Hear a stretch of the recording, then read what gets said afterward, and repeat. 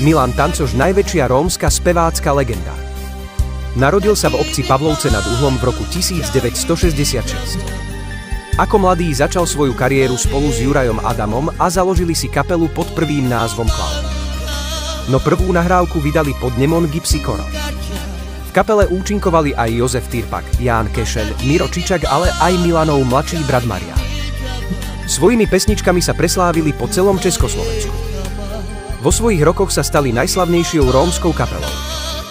No v roku 2000 sa Milan odsťahoval do Veľkej Británie a kapela sa rozpadla. Milan začal tvoriť svoju tvorbu so Slavom Gadim a spolu vytvorili niekoľko hitov.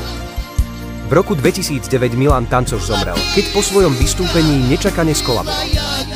Jeho pesničky sa spievajú dodnes a aj preto je považovaný za kráľa rómskej hudby.